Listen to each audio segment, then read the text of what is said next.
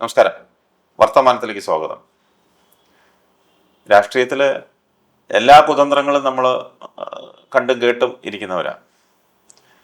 ഇവിടെ ഇപ്പോൾ ലേറ്റസ്റ്റ് കേൾക്കുന്ന 7 രാജ്യസഭാ അംഗങ്ങൾ താമര വിരിയിച്ചുകൊണ്ട് BJP-യിലേക്ക് ചേർന്നു. അതിൻ്റെ പിന്നിൽ ഒരുപാട് ആരോപണങ്ങളും പ്രത്യാരോപണങ്ങളും കേൾക്കുന്നു. പ്രത്യേകിച്ച് സാമ്പത്തിക ഇടപാടുകൾ അതൊക്കെ കേൾക്കുന്നതൊക്കെ അത് സത്യമായിരിക്കുമോ? അത് ആ കാര്യത്തിൽ അത് സംശയം എന്താ? ഗോവ നമ്മുടെ മുന്നിലുള്ള സ്റ്റേറ്റ്, അവിടെ MLA-മാരെ മുഴുവൻ വില കൊടുത്ത് വാങ്ങിയതാണ്.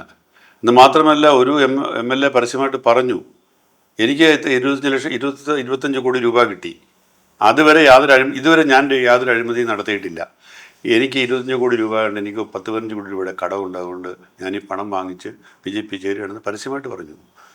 നോർത്ത് ഏഷ്യൻ സ്റ്റേറ്റുകളിലെ ഈ ചെറിയ സംസ്ഥാനങ്ങളെല്ലാം വിലക്കെടുത്തത് അങ്ങനെ തന്നെയാണ്. അതിനകത്ത് അവർക്ക് യാതൊരു ഇൻക്യുബേഷനും ഇല്ല. അത് തന്നെയാണ് ഇപ്പോൾ ഈ ഡൽഹിയിലും കാണുന്നത്. ആപ്പിൻ്റെ കാര്യത്തിലുണ്ടായത്,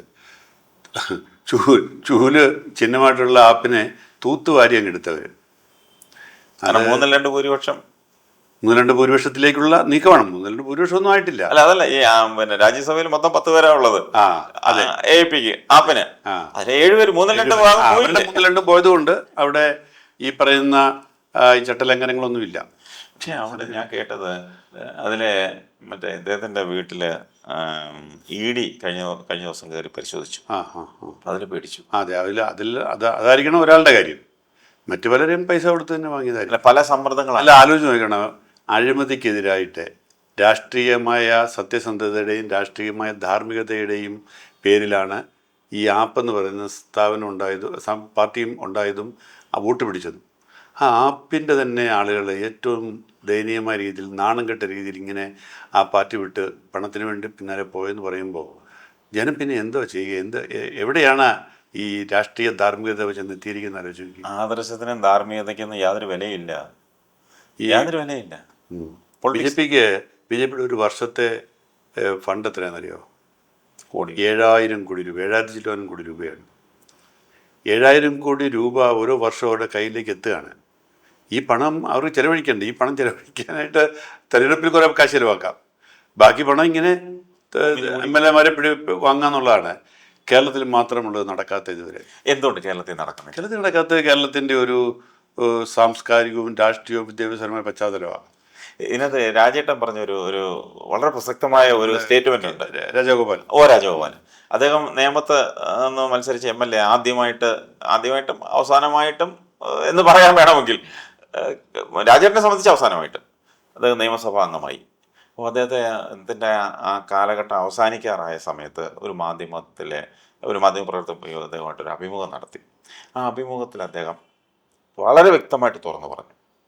അപ്പോൾ ആ മാധ്യമപ്രവർത്തകൻ ചോദിച്ചു, ഇവിടെ എന്താണ് BJP വളരാത്തത്, എന്തുകൊണ്ട് കൂടുതൽ സീറ്റുകളൊന്നും ലഭിക്കുന്നില്ല എന്നൊക്കെ ചോദിച്ചപ്പോൾ അദ്ദേഹം പറഞ്ഞൊരു മറുപടി അത് യാദൃച്ഛികമായി വന്ന ഒന്നുമല്ല, അദ്ദേഹത്തിൻ്റെ ഉള്ളിൽ നിന്ന് സത്യസന്ധമായിട്ട് സംസാരിക്കുന്ന ഒരു നേതാവാണ്. അദ്ദേഹം പറഞ്ഞത്, കേരളത്തിലുള്ളവരെല്ലാം അഭ്യസ്തവിദ്യരാണ്, അവർക്ക് കാര്യങ്ങൾ തിരിച്ചറിയാനുള്ള കഴിവും ബോധവുമുണ്ട്. ഇവിടെ യു പി എ പോലെയോ അല്ലെങ്കിൽ രാജസ്ഥാനെ പോലെയോ അല്ലെങ്കിൽ നോർത്ത് ഇന്ത്യ പോലെ ഇവിടെ BJP വളരത്തില്ല. ആ വളർക്കൂറുള്ള മണ്ണല്ല കേരളം. ഇതൊരു സാംസ്കാരിക കേരളമാണ്, മതസൗഹാർദ്ദ കേരളമാണ്, വിദ്യാഭ്യാസ സമ്പന്നമായ കേരളമാണ്. അദ്ദേഹം പറഞ്ഞ വാക്കുകൾ വളരെ വളരെ വളരെ പ്രസക്തവും വളരെ ചിന്തിക്കേണ്ട വിഷയവുമാണത്. മതസൗഹാർദ്ദം എന്നുള്ളതിനപ്പുറത്തേക്ക് ഇവിടെ ഭൂരിപക്ഷം ഹിന്ദുക്കൾ തന്നെയാണല്ലോ. ഭൂരിപക്ഷം ഹിന്ദുക്കളായിട്ട്, ഇവിടെ 50% കൂടുതൽ ഹിന്ദുക്കളായിട്ട് പോലും BJP എത്ര ശ്രമിച്ചിട്ടും ഹിന്ദുക്കളുടെ വോട്ട് ഏകീകരിക്കാനായിട്ട് പൂർണ്ണമായിട്ട് കിട്ടുന്നില്ല, അവർക്ക് പറ്റുന്നില്ല. അതാ ഞാൻ പറഞ്ഞത്. ആ വിദ്യാഭ്യാസമാണ് എൻ്റെ കാരണം.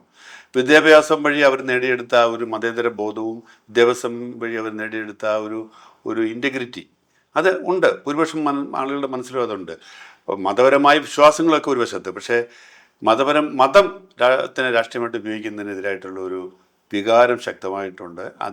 അതുകൊണ്ടാണ് BJPക്ക് വളരാത്തത്. പക്ഷേ ഇത് രണ്ടു തരത്തിൽ നോക്കിയേനെ. ഇവര് സ്ഥാനാർത്ഥികളെ നിർത്തി മത്സരിപ്പിച്ച് ജയിപ്പിക്കാനായിട്ട് കഴിയുന്നില്ലെങ്കിൽ അവർ പർച്ചേസ് ചെയ്യാൻ വേണ്ടി ശ്രമിച്ചേനെ. അതും ഇവിടെ നടക്കുന്നില്ല എന്നുള്ളതാണ്. ഇതുവരെ നടന്നിട്ടില്ല. നാളത്തെ കാര്യം നമുക്കറിയില്ല. ഇവിടെ കഴിഞ്ഞ തെരഞ്ഞെടുപ്പിൽ ഇവിടെ പണം വാരി ഒഴുകുമായിരുന്നു.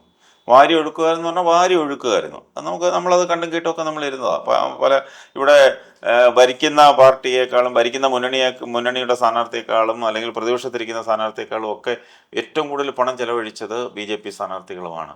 ഈ കോർപ്പറേറ്റ് ഫണ്ട് ഉണ്ടെന്നേ, കോർപ്പറേറ്റ് ഫണ്ട് ആദ്യം ഇത് പിന്നെ ബോണ്ട്, കോർപ്പറേറ്റ് ബോണ്ടുകൾ വന്നു, അത് കോടതി ഇടപെട്ട് അത് നിരോധിച്ച് കഴിഞ്ഞപ്പോഴത്തേക്ക് ട്രസ്റ്റുകൾ ഫോം ചെയ്തു.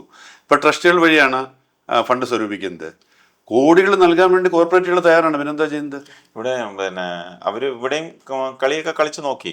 ED വെച്ചൊക്കെ പലരെയും റെഡി ചെയ്യുകയൊക്കെ ചെയ്തു. അതുകൊണ്ടാണല്ലോ ഈ 2020 പോലും 2020ക്ക് ED നോട്ടീസ് കിട്ടുകയും ED പിന്നെ വിളിപ്പിക്കുകയൊക്കെ ചെയ്തതിന്റെ പശ്ചാത്തലത്തിലാണല്ലോ 2020 പോയെന്നാണ് നമ്മൾ മനസ്സിലാക്കുന്നത്. അങ്ങനെയാണ് സമൂഹ മാധ്യമങ്ങൾ കാണുമ്പോൾ നമ്മൾ സ്റ്റേറ്റിലാണ് പോയത്. ബംഗാളിൽ പോയില്ലേ, പിന്നെ ബീഹാറിൽ പോയില്ലേ, രാജസ്ഥാനിൽ പോയില്ലേ, എല്ലായിടത്തും പോകുന്നുണ്ട്.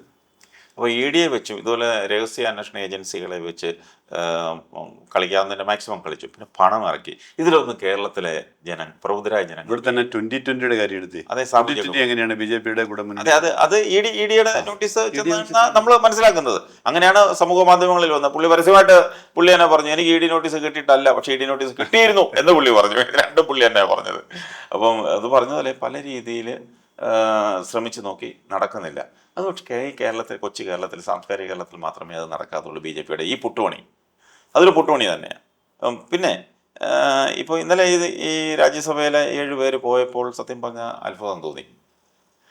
ഒപ്പം ആശങ്കയും. ഇതെവിടെ ചെന്ന് നിൽക്കും ഈ പണാധിപത്യം? അതെ, എൻ്റെ വ്യത്യാസം എന്ന് വെച്ചാൽ നമ്മൾ ഉത്തരേന്ത്യയിലെ ഒരു MLA ഒരു പാർട്ടി ജയിച്ചിട്ട് വേറൊരു പാർട്ടിയിലേക്ക് കാശ്മീരി പോയാൽ അങ്ങനെ പോകുന്നത് കൊണ്ട് അവിടെ അവർക്ക് വലിയ പ്രശ്നമൊന്നുമില്ല. ഞാൻ ഈ ഗോവയിൽ അടുത്ത കാലത്ത് പോയിരുന്നു.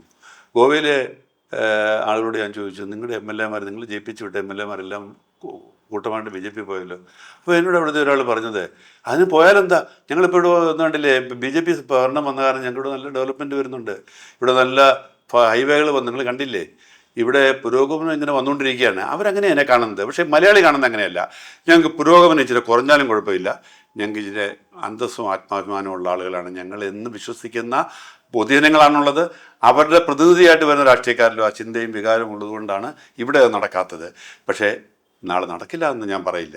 എപ്പോഴെങ്കിലും നാളെ ഏതെങ്കിലും ഒരു 4-5 പേർക്ക് ഒന്നിച്ച് ദുർബുദ്ധി തോന്നിക്കഴിഞ്ഞാൽ, അവർ പോയി കഴിഞ്ഞാൽ പിന്നെ കാര്യങ്ങൾ പടപട അതിൻ്റെ പുറകെ പോയെന്ന് വരും. ഞാൻ കേട്ടത് അല്ല, ഇവിടെ ആദ്യമായി നടക്കാത്തതിന്റെ കാരണം ഇത് ആദ്യം ചെയ്യുന്നതിൽ ഒരാൾക്കുള്ള അറപ്പായിരിക്കണം പ്രധാനമായിട്ടും.